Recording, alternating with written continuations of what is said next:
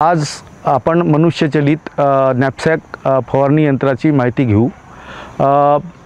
हा पंप आपण पाठीवर लावू शकतो। या पंपात 15 लिटर किंवा 16 लिटरची टाकी असते आणि हाताने चालवणारा पंप असतो। ह्या पंपाचा वापर करताना आपण एक लक्षात ठेवायला हवं की हा पंप आधी स्वच्छपणे धुवून घेतलेला हवा, याचे नोजल साफ केलेले हवे आणि कुठल्याही जॉइंट्समधून लिकेज होता कामा नये।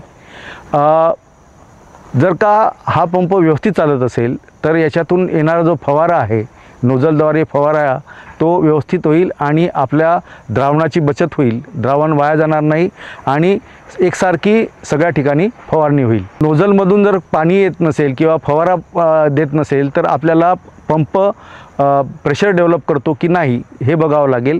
जर का पंप प्रेशर डेव्हलप करत नसेल त्यासाठी आपल्याला प्रेशर वेसल आणि पंप हे वेगळे करणे आवश्यक आहे।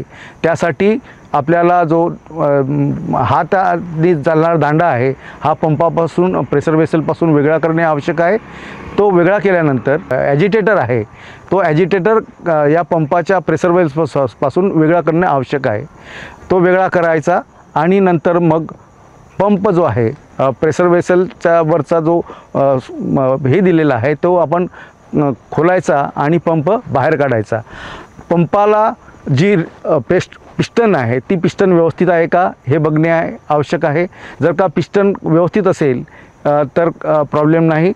आणि याला एक दुसरा वॉल आहे, तो वॉल जो दिलेला आहे त्या वॉलमध्ये बॉल त्या सीटला चिटकला नाही की याची खात्री करावी।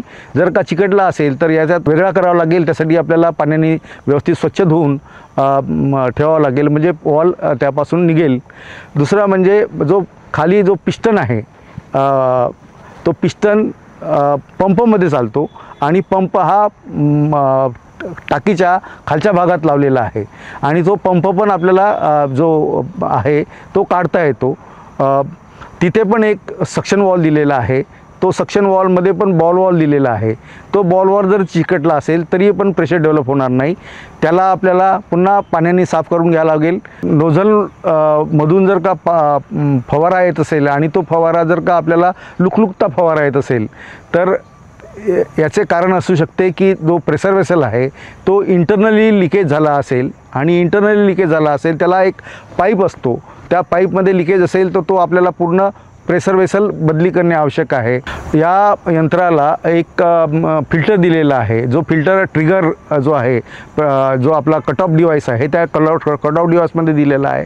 त्या कट ऑफ डिव्हाइसमधला तो फिल्टर आपल्याला जर काढता येतो तर खोलायचा आणि खोलून त्यातला फिल्टर वेगळा करायचा। फिल्टरमध्ये जो कचरा अटकला असेल तो कचरा साफ करून घेणे आणि जेव्हा फिटिंग करतो वापस फिट करणार आहे त्यावेळेस स्प्रिंग आहे त्यामध्ये आतमध्ये दिलेली, ती स्प्रिंगची छोटी भाग आतमध्ये टाकायची आहे आणि बंद करायचा आहे। या फिल्टरला समोर 2 ओरिंग दिलेले आहे, त्या ओरिंग लिकेज होऊ नये म्हणून दिलेल्या आहे। त्या जर का ओरिंग फाटल्या असतील किंवा खराब झाल्या असतील त्या बदली करणे आपल्याला आवश्यक आहे। या फवारणी यंत्राला एक नॉब दिलेला आहे, त्या नॉबद्वारे आपण बंद किंवा चालू किंवा पाणी कमी जास्त प्रमाणात जर का प्रेशर कमी जास्त करायचं असेल तर आपल्याला कमी जास्त करता येतं। नोझलच्या ठिकाणून जर का लिकेज येत असेल तर तिथे आपल्याला एक गास्केट आहे की जागेवर गास्केट आहे की बघावे आणि जो कॅप आहे तो कॅप टाईट करणे आवश्यक आहे। फवारणी यंत्राचा वापर करताना आपल्याला एक काळजी घेणे आवश्यक आहे। यामध्ये नोझल्स दिलेले आहेत, लान्स दिलेले आहे, होजेस दिले आहेत। या नोझल्समध्ये जर का कचरा गेला तर आपले नोझल्स बंद पडतात, कट ऑफ डिव्हाइस बंद पडतो। हे जर का बंद पडायचं नसेल तर आपल्याला चाळलेलं पाणी त्यात टाकणे आवश्यकता आहे। कुठल्याही काडी कचऱ्याशी व्यतिरिक्त पाणी जो आहे तो आपल्या पंपात जायला पाहिजे। त्यासाठी पंपात जाळी दिलेली आहे, त्या जाळीमार्फतच पाणी आपण टाकीत टाकायला पाहिजे आणि एक लेवलला त्याच्यात द्रावण भरायला पाहिजे। आपण जेव्हा ह्या फवारणी यंत्राचा वापर शेतात करतोय त्यावेळेस आपल्या नाकाला मास्क लावणे, हाताला ग्लोव्ज घालणे आणि गमबूट घालणे आवश्यक आहे. जर का आपल्याकडे मास्क नसेल तर रुमाल बांधून आपण आपले हे करू शकतो. चष्मा किंवा गॉगल्स वापरायला हवा. त्यामुळे आपल्या डोळ्यांना इजा होणार नाही, आपल्या नाकामार्फत औषध आत जाणार नाही. या पंपाला जिथे जिथे जॉईंट्स आहे तिथे तिथे त्याला एक ओरिंगसारखा एक प्रकार दिलेला आहे.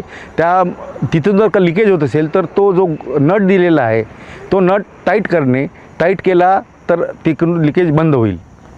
आपण ज्या गोष्टी आता सांगितलेल्या आहेत त्याप्रमाणे जर आपण या पंपाची देखभाल दुरुस्ती केली आणि पंप व्यवस्थित ठेवला आणि काम झाल्यानंतर पुन्हा स्वच्छ पाण्याने धुवून यातला साफ करून ठेवला तर पुढच्या वेळेस जेव्हा आपण वापरतो त्यावेळेस आपल्याला चांगल्या तऱ्हेची फवारणी मिळेल. हा जर व्हिडिओ आपल्यास आवडला तर लाईक करा आणि सबस्क्राईब करा.